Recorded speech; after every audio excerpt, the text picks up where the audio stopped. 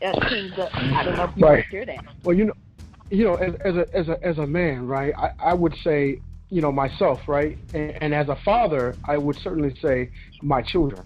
Your children. Oftentimes in our community, we hear family first. Yeah. So when in standing up for family first, aside from myself, it would certainly be, my children, right? And not just my biological children, but the children in our communities, right? So any of them, that's beautiful. I would treat them as. Okay, but let me just kind of walk you through this process, because this is what I teach through the UnGUN Institute method. I can really appreciate you even naming other children outside of your biological, but when you're talking about a bullseye, you're talking about a very precise area. So it can't be too big. Don't make the focus too big. So if it's your own children, I don't want to tell you what your bullseye is, but I want to say that might be your bullseye, and then the very next ring out of next to that would be community children. You know what I'm saying? And then the ring outside of that may be the rest of your family, and then it could be community. You can put as many rings on that bullseye board as you want, but what is your narrow focus? What's that in that center dot? What is it?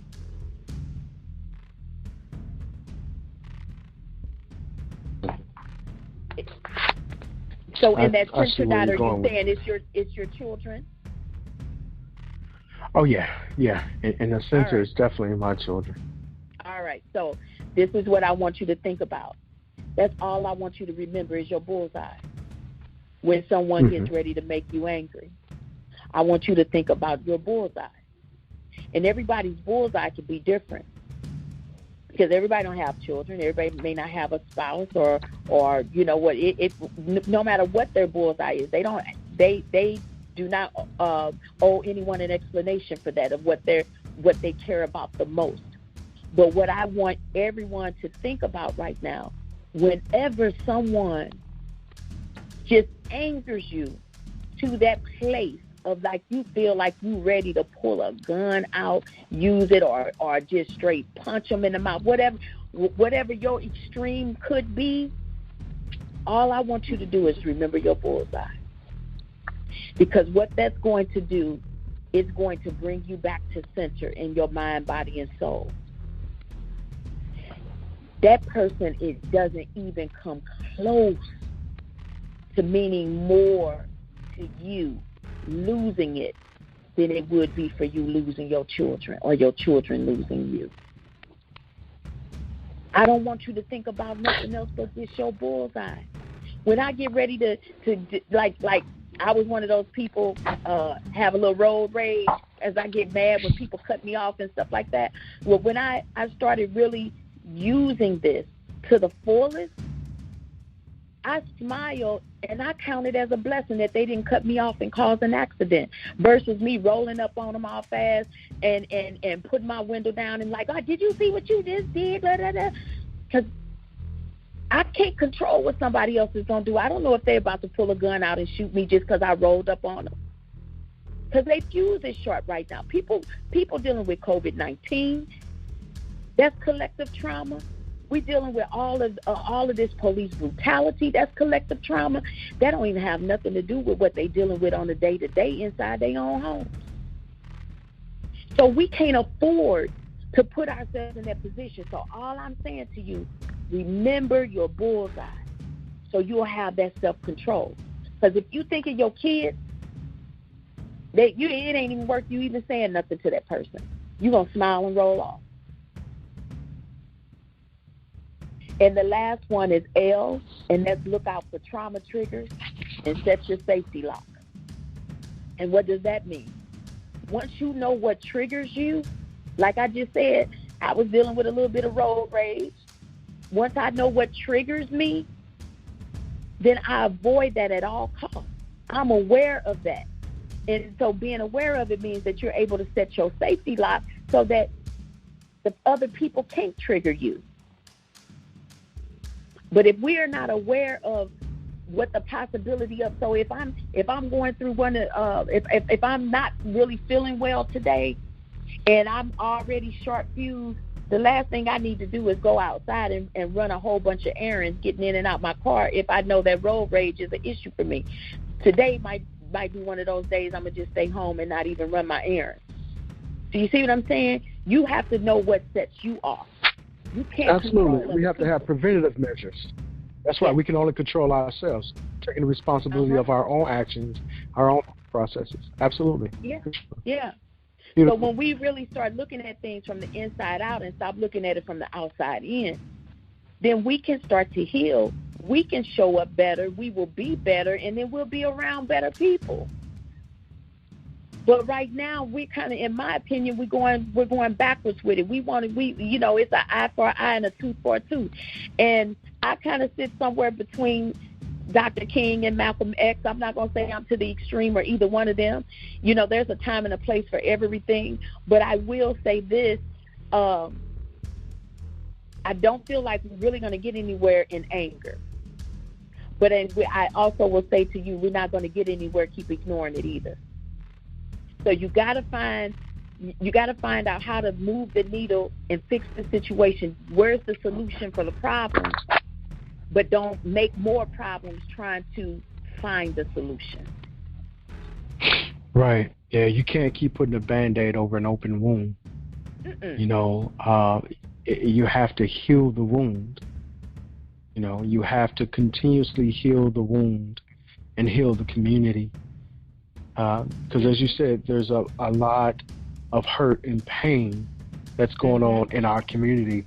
Some people call it black on black crime. I'll call it intra-racism, right? There's no code of conduct in our community, Dr. Marty.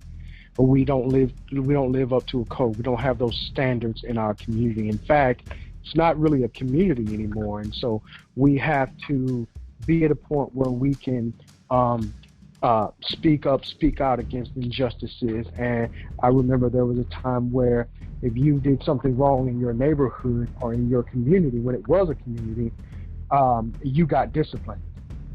And not just from your mother, not from your father, but from your auntie, your grandmother, or whoever else was in that town that had access to you before you got home. So they gave you some act right. Okay, they gave you some act right. We don't have any of that going on. Now, I'm not advocating abuse. I'm not advocating beating on children. I'm just saying I grew up in a time where, things were different. We really protected our communities. We knew who was coming in, who was going out of our communities. We knew who the troublemakers were. We knew who the dope dealers were. We knew there wasn't any guns like that. We didn't have gun violence in the communities back then. And we need to get back to that. We want to heal the communities. We have to start with our own neighborhoods, right? You know who the people are that's doing what they're doing in the communities.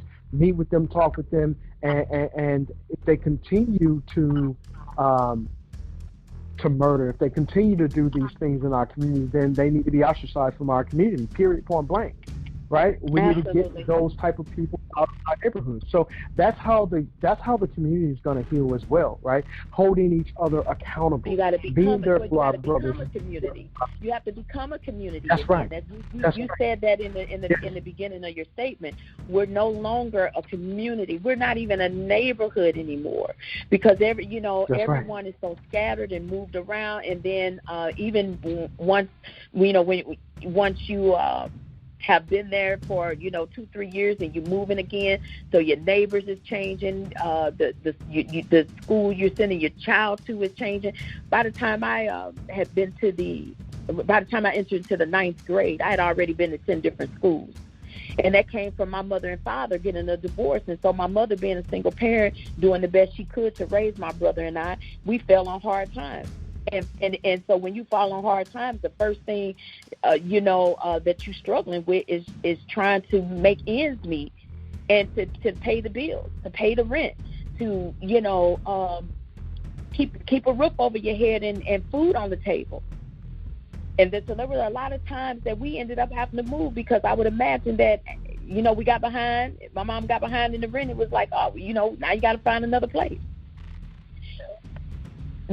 I can name a lot of reasons why we're no longer operating as a community. But to me, it would sound like an excuse. Because if we look at our culture as being our community and our culture as being our neighborhood, no matter how far wide it is, then we could change this starting today.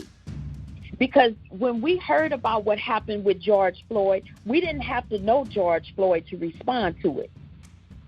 We responded to the fact that here it is, another black man in real time on social media being disrespected, and they think we're going to continue to sit back and take that.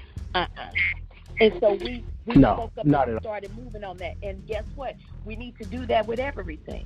Anytime you see a situation, that's right. Don't wait until it's a knee on the neck and then the last breath being taken for you to jump in and do something and say something. You should be willing to do something at any given time. Anytime you see a child that's out of order, being disrespectful, anytime you seeing somebody throwing trash down in their own neighborhood, anytime you witness anything that's not beneficial to our community, no matter how far or how wide, you're going to have to speak up and do something.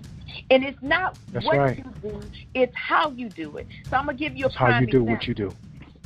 I'm going to give you a prime example. I was in a fast food restaurant some months ago. This was before COVID-19. So it might have been even last summer. But and there was like about 4 or 5 young men. I'll say they were somewhere between 19 and 23. And they came in, and they wasn't rowdy or nothing like that. They was just, getting their food. I had already ordered. But when I tell you every last one of them, I could tell you what pattern of underwear they had on because their pants were sagging that deep. And I didn't say anything. I just looked at them. And one of them, I guess by the old school look that I gave, realized that, we must be disrespecting her, making her uncomfortable. And he kind of tugged at his pants. And I said, thank you. And when I went to get my food, I told the lady, I said, I'm buying each of them a drink. And they looked, I said, what you all can tell her what you want. I'm going to buy each of you all a large drink. I just want you to do one thing for me. I want you to pull your pants up. I said, and I'm not asking you to pull your pants up for me because I'm getting ready to leave. I want you to pull them up for you because I don't want someone to say something to you the wrong way and then it turns into a confrontation. So I don't want to look on the news later on today and realize that something that happened to you all because somebody else was offended and said something to you in the wrong way. Can you do that for me? Right. And it was like, yeah, man. They all started pulling up their pants. They was like, you ain't got to buy us no drink. I said, I do. I said, I'm not buying you a drink because you pulled your pants up. I'm buying you a drink because you just listened. And I did. Positive reinforcement. Huh? Positive reinforcement.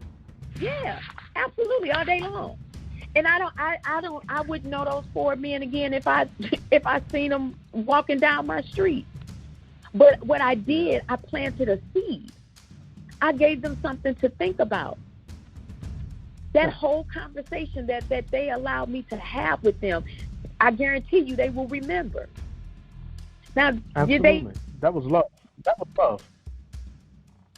I appreciate that, but those are the types of things that I do, and it's part of the UnGUN Institute Heal. We have to speak a language to our people. We got to heal them. But if you will never be able to heal them if you can't reach them. You will never be able to reach them if you can't communicate with them. And you'll never be able to communicate with them if you don't respect them. I did not have the right to just go off on them because they were wearing their pants in a way that I felt they should have been wearing them differently. But I know by what's happening in our community, even something as simple as that can escalate to something super big.